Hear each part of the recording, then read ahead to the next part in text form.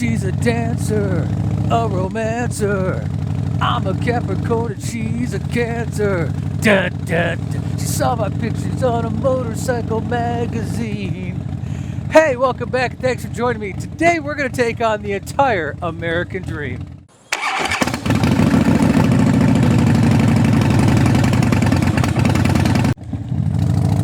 Welcome back. I'm so glad you're here. Had a great weekend. Went up to Harleyville with, I don't know, maybe 8 models. Got to take some pictures. A couple of the local photographers set it up. Pretty much a day of teaching, photographing, and having a good time. But that's not what I want to talk about. What I want to talk about is the American dream. The last night of the Smokeout, when everybody was kind of settling down and getting ready to leave the next morning, I went back to Eric Hahn's tent. Eric is a chiropractor out of Raleigh. Good dude. Chiropractor, biker, photographer. We have a lot in common. So I hang out a lot at his tent. And he has chairs. Actually, a lot of people show up there because he's just good people.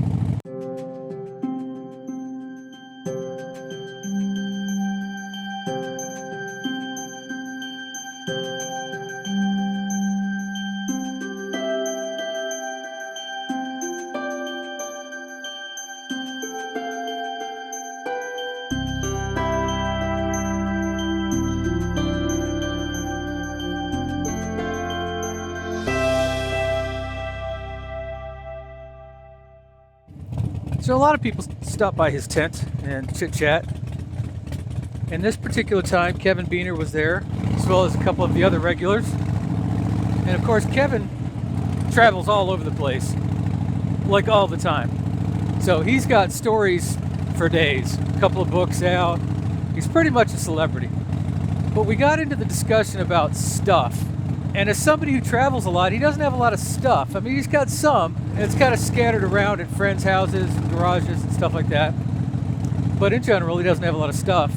I, on the other hand, have a lot of stuff. And quite honestly, you know, I wish I didn't have as much.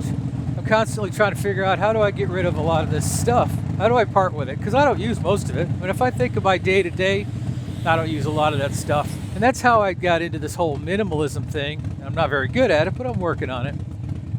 The idea of just having less stuff. You know, what do you need? That's it. But we were talking about how much stuff people buy, and you know, of course they think it's going to bring them happiness. The topic came up of stuff in the American dream, how we've been sold this bill of goods that stuff is the American dream, you know, being able to buy things and having a lot of things. And it's kind of accepted knowledge at this point, if you really look into it, that stuff doesn't bring you happiness. Now, you know, we still have that impulse because we want that adrenaline rush, the dopamine, whatever it is that we get when we buy things. You know, it's a temporary fix. It's a real temporary fix. When my shopping list starts growing longer, the things I want, I tend to ask myself, you know, if I have another problem that I need to address. I mean, what's the real source of all this? Is it that I just want a bunch of stuff right now, or am I trying to mask something else? So I've kind of gotten in the habit of asking myself that question. So I don't want a bunch of stuff. But they were talking about, you know, how stuff has been sold as the American dream, and my first thought was, well, real estate. You know, buying a house is the American dream, and it's similar. It's a similar thing. Of course, the real estate people would have you believe that buying a house is the American dream. The bigger the better. Whether you can maintain it or keep it up. The bigger the house, the better the dream. You know, anybody who's trying to sell you something will try and convince you that you need this thing.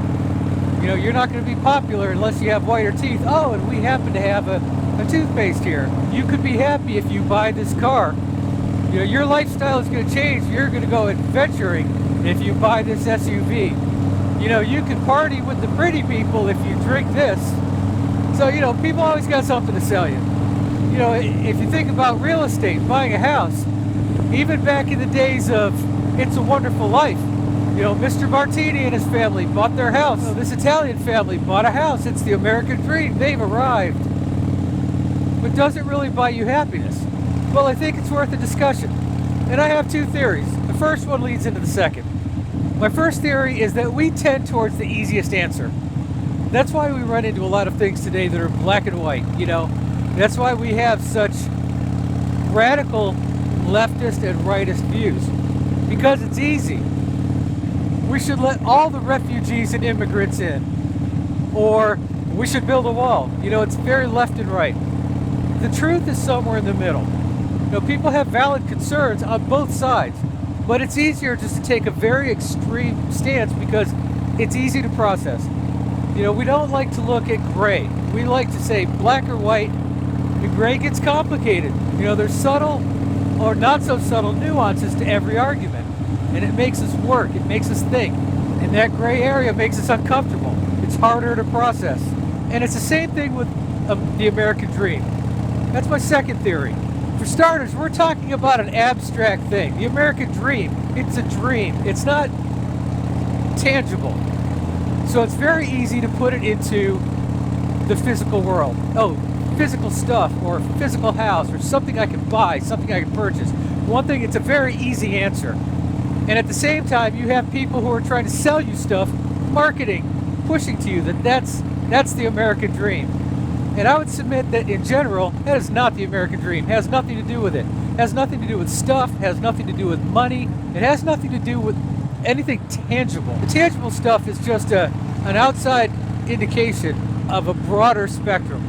I would venture to say that the American dream is one of possibility, one of opportunity, and one of freedom. And even the concept of freedom is very hard to nail down to absolutes. You know, we see immigrant families coming to this country, and many of them do spectacular because they've come from truly horrible conditions. And given the opportunity to succeed that's here in this country, that is the American dream. It's the opportunity to do better than you're doing now. And it's not necessarily stuff, the opportunity to acquire stuff, but it's the opportunity to acquire happiness. And happiness is such a vague concept as well. So how do you have to nail down a concrete version of happiness before you can nail down a concrete version of the American dream. And it's just not possible. The people talk about the American dream being dead because you can't acquire stuff. But if the American dream is opportunity to succeed in business, opportunity to get married and be happy, opportunity to be single and be happy, whatever, the pursuit of happiness. If that is the American dream, then you can't quantify it. So that's my thoughts on it. It's a deep subject, but I figured, it was about time we went deep on something. Let me know what you think below. What do you think the American dream is? Is there any tangibility to it? Land or property or freedom to be left alone? I mean, what's your version of American dream? And maybe that's the trick. Maybe we've all got our own version of it because we differ as people and what we want out of life. Anyways, that's what I have today. That's a lot. And go. Hey, listen, leave me a comment below.